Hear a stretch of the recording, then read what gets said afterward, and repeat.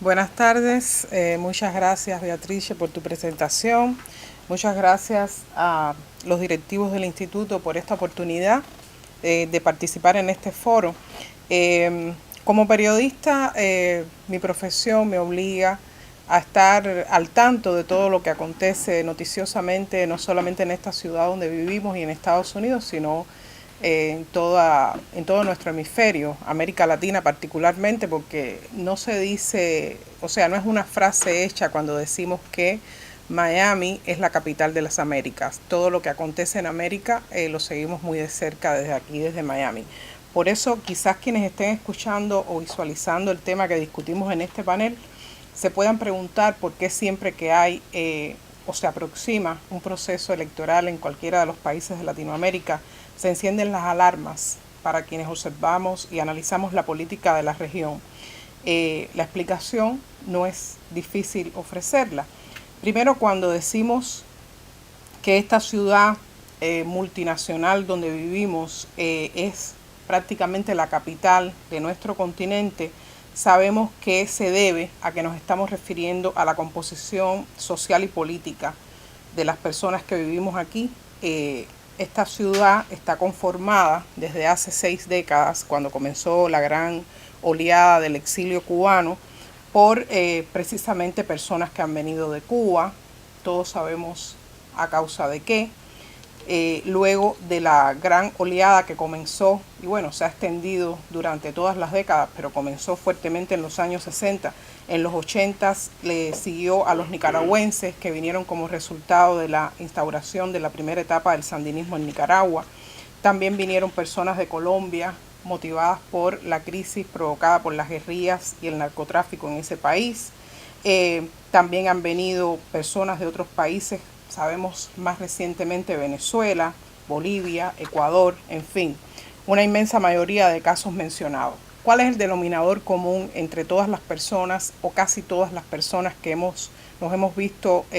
obligados a buscar refugio en Estados Unidos y nos hemos concentrado aquí? Pues el denominador común ha sido precisamente el ascenso al poder de gobiernos que en algunos casos han conseguido establecerse utilizando la estrategia de un proceso electoral, que como se ha explicado aquí, poniendo el ejemplo de Perú, se valen de muchos recursos, subterfugios, trampas, a veces amparados en grupos de poder que secundan estas intenciones, a veces y muchas veces amparados en estas encuestas que son engañosas, que muestran intenciones como para crear matrices de opinión, generar estados de opinión entre las personas y desafortunadamente, tengo que decir desafortunadamente porque es la profesión en la que me desempeño y es la profesión que refrendo con mucho orgullo, pero desafortunadamente a veces con el apoyo de medios de prensa que en algunos casos secundan estas posiciones inescrupulosas por intereses económicos y en otros casos de una manera irresponsable e ingenua no se pronuncian sobre situaciones que están pasando y que pudieran servir de alerta a las personas. Muchos ejemplos de gobiernos que han ascendido al poder en países de Latinoamérica utilizando el recurso de las elecciones y que después han derivado en dictaduras están en Venezuela, el primer gobierno de Hugo Chávez, está en Nicaragua, incluso la segunda etapa de Daniel Ortega, que ganó por elecciones, aunque fueron arregladas con Arnoldo Alemán, que le permitió llegar al poder con un 38% solamente de votos, pero sin embargo fue electo. También sucedió, por ejemplo, en Ecuador, allí llegó al poder Rafael Correa, siendo elegido y después todo el mundo sabe en qué derivó la situación de Ecuador. Son ejemplos que conocemos y que quienes hemos sido testigos, además hemos padecido los efectos de la implantación de esos gobiernos que son, en definitiva, como sabemos, enemigos de libertades, que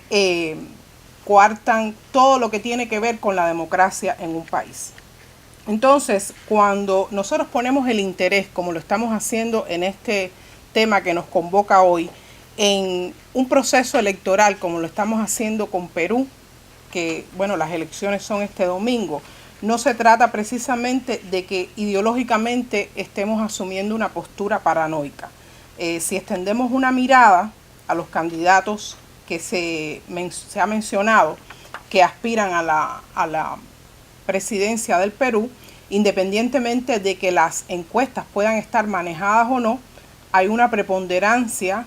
de personas, claro, resultado, como explicaba Alan, de toda la crisis política y de credibilidad que sabemos que existe, no solamente en los países de Latinoamérica. Yo tengo una apreciación personal y no sé si estaría bien fundamentada, pero me parece que el mundo está viviendo un momento de crisis política y eso se refleja en estos procesos electorales. Entonces,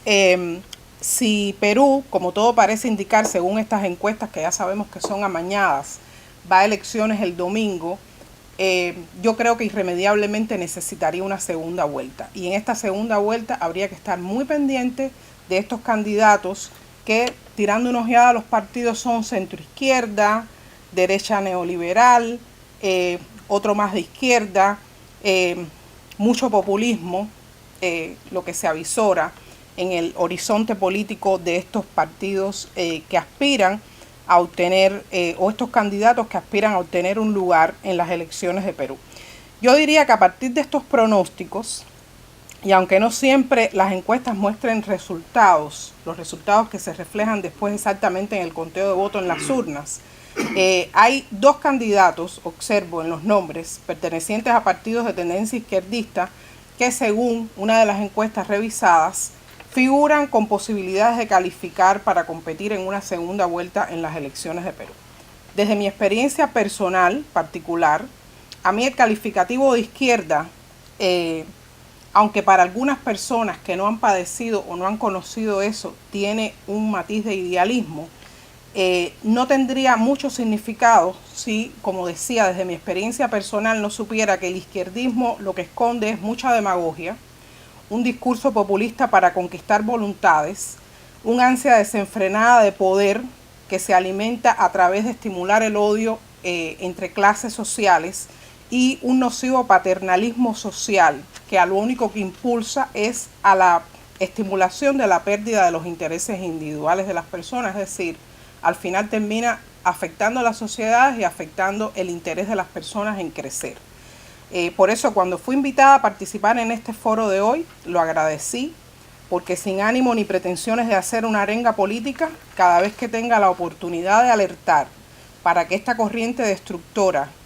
que es el izquierdismo y el populismo, no se apodere de un país, como en este caso podría ocurrir con Perú, con mucho gusto voy a aceptar exponer. Pienso que informar desde tribunas como esta e intentar ofrecer argumentos válidos para que las personas decidan con juicio crítico, me parece un esfuerzo necesario y muy responsable.